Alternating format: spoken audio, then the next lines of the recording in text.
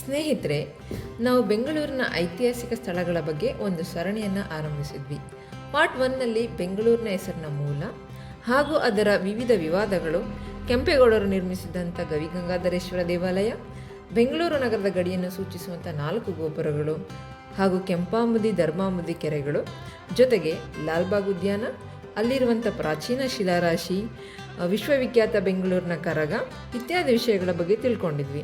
Part 2ನಲ್ಲಿ Tipu Sultan ಬೇಸಿಗೆ ಅರಮನೆ, ಕಡಲೆಕಾಯಿ ಪರಿಷೆ, ಬೆಂಗಳೂರು ಅರಮನೆ, ವಿಧಾನಸೌಧ ಇವುಗಳ ಬಗ್ಗೆ ಒಂದಿಷ್ಟು ಮಾಹಿತಿಯನ್ನು ತಿಳ್ಕೊಳ್ಳೋಣ ಬನ್ನಿ. ನೀವಿನ್ನೂ ನಮ್ಮ ಚಾನಲ್ನ ಸಬ್ಸ್ಕ್ರೈಬ್ ಆಗಿಲ್ಲ ಅಂದರೆ ಈಗಲೇ ಸಬ್ಸ್ಕ್ರೈಬ್ ಮಾಡ್ಕೊಳ್ಳಿ ಹಾಗೂ ನೋಟಿಫಿಕೇಷನ್ಗಾಗಿ ಬೆಲ್ ಐಕಾನ್ ಒತ್ತಿ. ಸ್ನೇಹಿತರೆ, ಮೊದಲನೆಯದಾಗಿ ಟಿಪ್ಪು ಸುಲ್ತಾನ್ ನಿರ್ಮಿಸಿದ ಬೆಂಗಳೂರು ಅರಮನೆ ಬಗ್ಗೆ ತಿಳ್ಕೊಳ್ಳೋಣ. ಇಂಡೋ ಇಸ್ಲಾಮಿಕ್ ಶೈಲಿಯಲ್ಲಿ ಭವ್ಯವಾಗಿ ನಿರ್ಮಿಸಿರೋ ಟಿಪ್ಪು ಸುಲ್ತಾನನ ಬೇಸಿಗೆ ಅರಮನೆ ಚಾಮರಾಜಪೇಟೆಯಲ್ಲಿ ಕಂಡುಬರುತ್ತೆ. ಈ ಅರಮನೆಯನ್ನು ಬೆಂಗಳೂರು ಕೋಟೆಯ ಒಳಗೆ ನಿರ್ಮಿಸಲಾಗಿದ್ದು, ಟಿಪ್ಪು ಸುಲ್ತಾನನ ತಂದೆ ಹೈದರ್ ಅಲಿ 1781ರಲ್ಲಿ ಅರಮನೆಯ ನಿರ್ಮಾಣ ಕಾರ್ಯವನ್ನು ಪ್ರಾರಂಭಿಸ್ತಾನೆ. ಟಿಪ್ಪು ಸುಲ್ತಾನನ ಅವಧಿಯಲ್ಲಿ 1791ರಲ್ಲಿ ಅರಮನೆ ಕಾರ್ಯ ಪೂರ್ಣಗೊಳ್ಳುತ್ತೆ. ಟಿಪ್ಪು ಈ ಅರಮನೆಯನ್ನು ಬೇಸಿಗೆ ಅವಧಿಯಲ್ಲಿ ತನ್ನ ವಾಸಕ್ಕಾಗಿ ಹಾಗೂ ಆಡಳಿತಕ್ಕಾಗಿ ಬಳಸ್ಕೊಳ್ತಿದ್ದ. 1799ರ 4ನೇ ಆಂಗ್ಲೋ ಮೈಸೂರು ಯುದ್ಧದಲ್ಲಿ ಟಿಪ್ಪು ಮರಣದ ನಂತರ ಬ್ರಿಟಿಷರು ಈ ಅರಮನೆಯನ್ನು ತಮ್ಮ ಅಧೀನಕ್ಕೆ ತೆಗೆದುಕೊಂಡು ಅವರ ಸಚಿವಾಲಯದ ಕೆಲಸಗಳಿಗಾಗಿ ಬಳಸ್ಕೊತಿದ್ರು. ಪ್ರಸ್ತುತ ಭಾರತೀಯ ಪುರಾತತ್ವ ಇಲಾಖೆ ಅರಮನೆಯನ್ನು ನಿರ್ವಹಣೆ ಮಾಡ್ತಿದೆ. ಫ್ರೆಂಡ್ಸ್, ಹಳೆ ಬೆಂಗಳೂರಿನ ಕೇಂದ್ರವಾಗಿರೋ ಕಲಾಸಿಪಾಳ್ಯ ಬಸ್ ಸ್ಟ್ಯಾಂಡ್ ಬಳಿ ಈ ಅರಮನೆಯನ್ನು ನಿರ್ಮಿಸಲಾಗಿದೆ.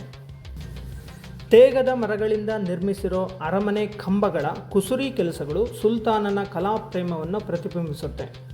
ಇಲ್ಲಿನ ಟಿಪ್ಪು ಸುಲ್ತಾನನ ರತ್ನಖಚಿತ ಸಿಂಹಾಸನ 8 ಅಡಿ ಉದ್ದ, 11 ಅಡಿ ಎತ್ತರ ಹಾಗೂ 5 ಅಡಿ ಅಗಲವನ್ನು ಹೊಂದಿತ್ತು. ಸಿಂಹಾಸನದ ಮೆಟ್ಟಿಲುಗಳನ್ನು ಬೆಳ್ಳಿಯಿಂದ ತಯಾರಿಸಲಾಗಿತ್ತು ಹಾಗೂ ಹುಲಿ ತಲೆಯ ಚಿತ್ರಗಳಿಂದ ಅಲಂಕೃತಗೊಂಡಿತ್ತು. 1799ರಲ್ಲಿ ಟಿಪ್ಪು ಮರಣದ ನಂತರ ಅರಮನೆಯನ್ನು ಬ್ರಿಟಿಷರು ವಶಪಡಿಸ್ಕೊಳ್ತಾರೆ. ವಿಷಾದ ಏನಂದರೆ ಫ್ರೆಂಡ್ಸ್, ಭವ್ಯ ಟಿಪ್ಪು ಸುಲ್ತಾನನ ಸಿಂಹಾಸನವನ್ನು ಬ್ರಿಟಿಷರು ಬಿಡಿಬಿಡಿಯಾಗಿ ವಿಂಗಡಿಸಿ ಹರಾಜು ಹಾಕ್ಬಿಡ್ತಾರೆ. ಪ್ರಸ್ತುತ ಆ ಸಿಂಹಾಸನ ಇಲ್ಲ, ಆದರೆ ಅದರ ಡಿಸೈನನ್ನು ಭಾರತೀಯ ಪುರಾತತ್ವ ಇಲಾಖೆ ಸಂರಕ್ಷಿಸಿ ಇಟ್ಟಿದೆ. ಇನ್ನು ಬೆಂಗಳೂರಿನ ಮುಂದಿನ ವಿಶೇಷತೆ ಅಂದರೆ ಅದು ಕಡಲೆಕಾಯಿ ಪರಿಷೆ.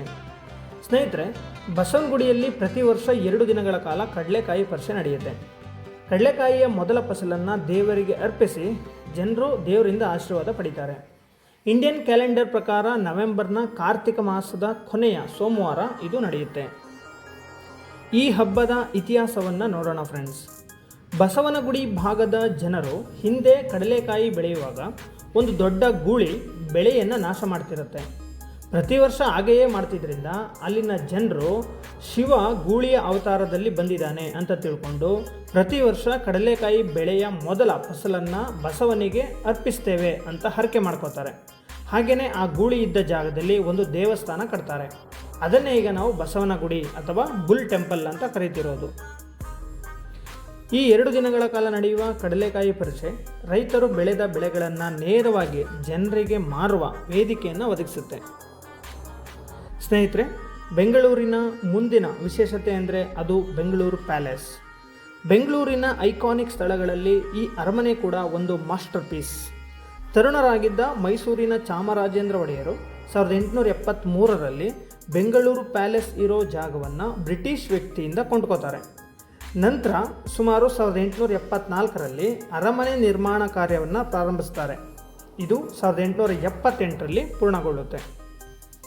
ಇದನ್ನು ಇಂಗ್ಲೆಂಡ್ನಲ್ಲಿರೋ ವಿಂಡ್ಸರ್ ಕ್ಯಾಸಲ್ ಅರಮನೆಯ ರೀತಿಯೇ ನಿರ್ಮಾಣ ಮಾಡಲಾಗಿದೆ.